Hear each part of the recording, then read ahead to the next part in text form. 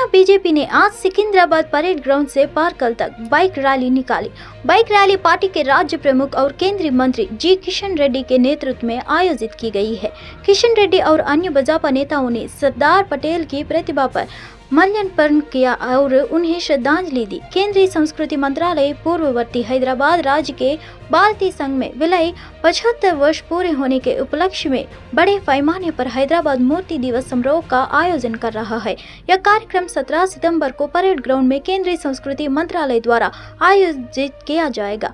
तेलंगाना मूर्ति दिवस समारोह से पहले आयोजित किया गया था, जिसमें केंद्रीय गृह मंत्री अमित शाह शामिल होंगे।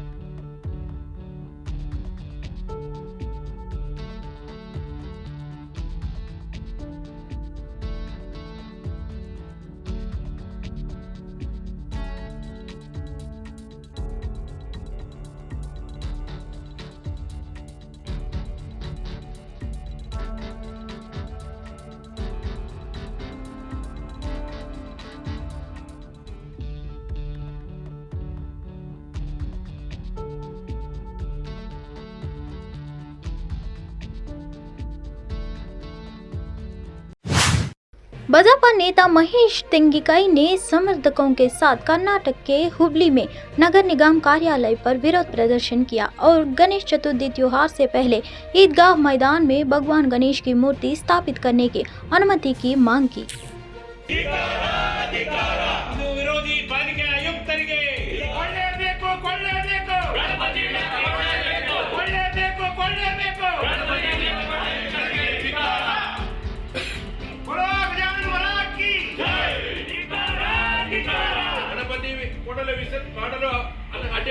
ಸರ್ಕಾರಕ್ಕೆ ಗಣಪತಿ ಸರ್ಕಾರದ ಕೈಗೊಂಬೆ ಆಗಿರುವ ಆಯುಕ್ತರಿಗೆ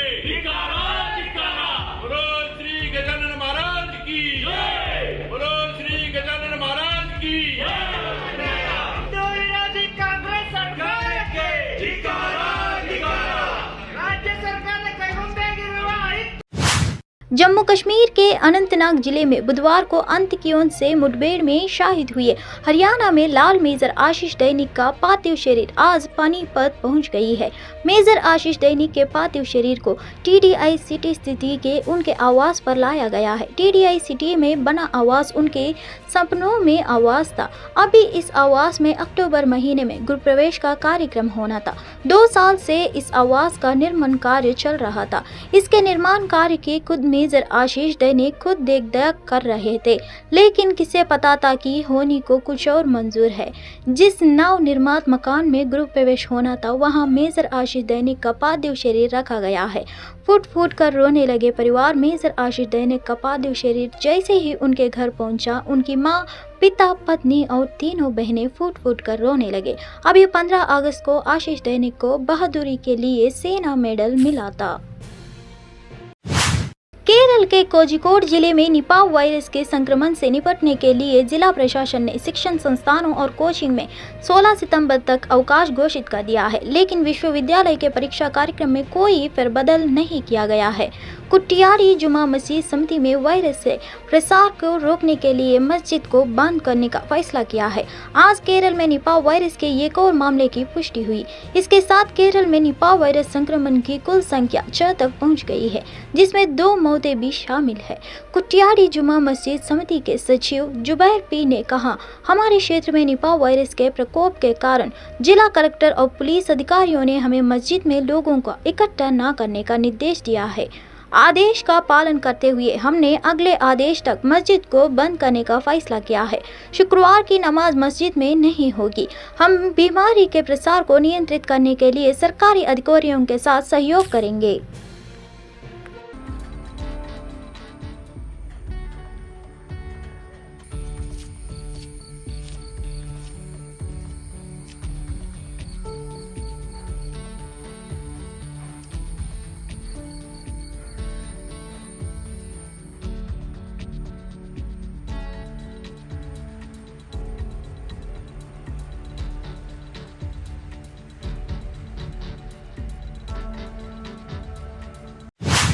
उत्तर प्रदेश के कौशाम्बी में गुरुवार देर रात जमीनी विवाद में सोते समय गोली मारकर ससुर, बेटी और दामाद की बेहरामी से हत्या कर दी गई है।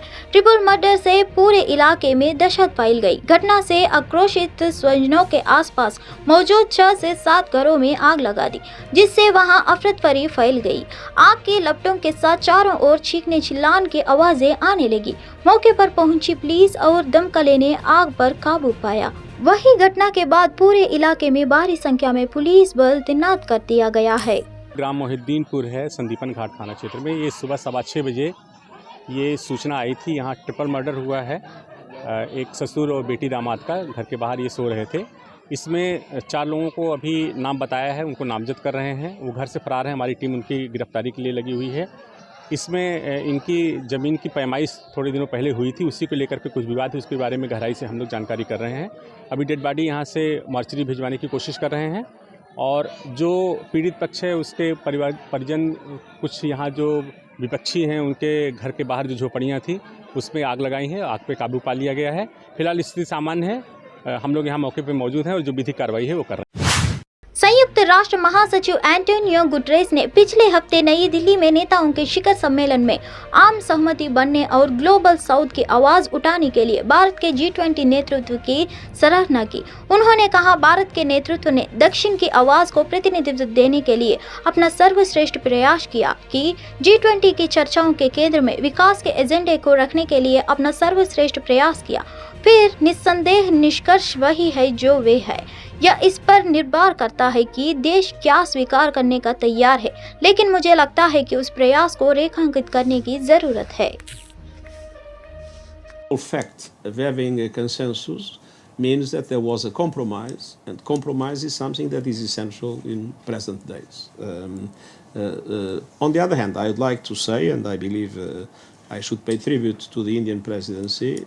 The Indian presidency did its best in order to have the South's voice represented, and did its best to put the development agenda in the center of the discussions of the G20. Then, of course, the conclusions are what they are. They depend on what countries are ready to accept, but I think that effort needs to be underlined. Anantnag के शहीद हुए colonel Manpreet Singh का पार्थिव शरीर उनके पैतृक गांव बंडोजिया पहुंच गई। कर्नल के भाई संदीप सिंह ने बताया कि दोपहर बाद उनका अंतिम संस्कार किया जाएगा। उन्हें अंतिम संस्कार की तैयारियां शुरू हो गई है। एसपी डॉक्टर संदीप गर्ग और डीसी अशिका जैन समेत आला अधिकारी मौके पर पहुंच गए हैं। वही कर्नल मनप्रीत के मासूम बेटे ने आर्मी की ड्रेस पहनकर अपने पिता को सैल्यूट किया।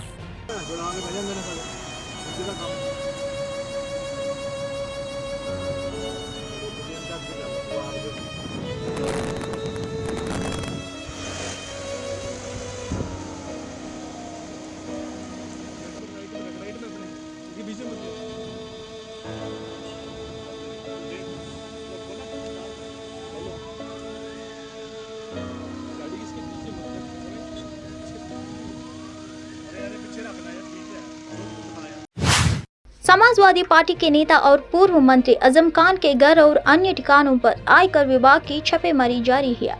आयकर विभाग की छापेमारी का ये लगातार तीसरा दिन है। आयकर विभाग ने बुधवार को आजम खान और उनसे जुड़े लोगों के खिलाफ कर चोरी की जांच के तहत उत्तर प्रदेश और मध्य प्रदेश में 30 से अधिक स्थानों पर छापेमारी की कार्रवाई शुरू की थी।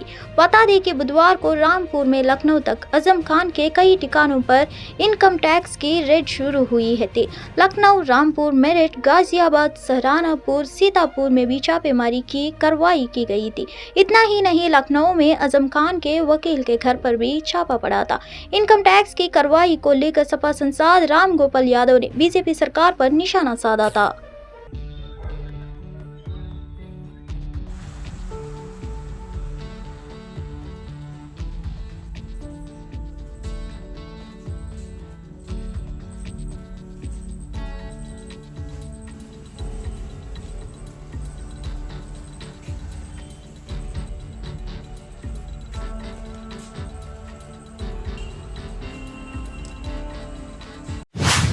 सुहेल देव भारतीय समाज पार्टी के प्रमुख ओम प्रकाश राजभर ने एक प्रधानमंत्री नरेंद्र मोदी के इंडिया गठबंधन पर हमले पर जवाब दिया और कहा कि इंडिया गठबंधन सनातन संस्कृति को खत्म करने का संकल्प के साथ आया है। उन्होंने कहा कि पीएम ने जो भी कहा है वह सही है और विपक्षी गठबंधन संविधान में विश्वास नहीं सकता है। उन्होंने आगे कहा कि संविधान निर्माता डॉक्टर भीमराव अंबेडकर ने भी कहा था कि जो लोग अपनी इच्छा से सभी धर्मों को मानते हैं उन्हें कोई दिक्कत नहीं है। देखिए, माननीय प्रधानमंत्री ने जो बात कही है उस बात में सच्चाई है, क्योंकि जो विपक्ष के लोग हैं वो संविधान को नहीं मानते। संविधान को मानते तो ये बात नहीं बोलते, क्योंकि बाबा साहब डॉक्टर अम्बेडकर जी ने संविधान में जो व्यवस्था दी है सभी धर्मों को अपने अपने हिसाब से मानने वाले लोग माने, कोई प्रॉब्लम नहीं है। लेकिन विपक्ष के लोग मूल भावनाओं से जो काम विपक्ष का था वो काम एनडीए सरकार कर रही है, इस नाते विपक्ष बहुत परेशान है। वो जनता की समस्याओं को न लेकर के विवादित बयान हमेशा देने का काम कर रहे हैं।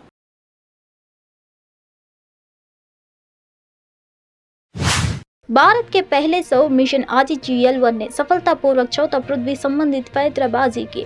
मॉरिशस, बेंगलुरु, HDSC, SHAR और पोर्ट ब्लेयर के इसरो के ग्राउंड स्टेशन ने ऑपरेशन के दौरान उपग्रह को ट्रैक किया।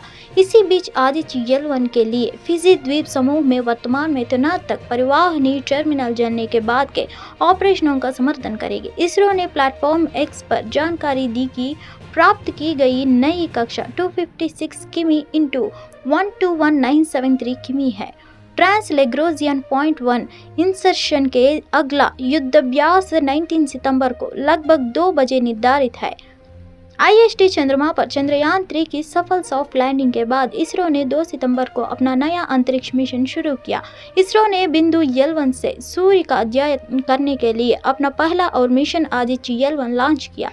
उपग्रह L1 बिंदु तक पहुंचने के लिए लगभग 15 मिलियन किलोमीटर की यात्रा करेंगे। लॉन्च पैड से L1 तक की कुल यात्रा में आदित्य-L1 को लगभग 4 महीने लगेंगे।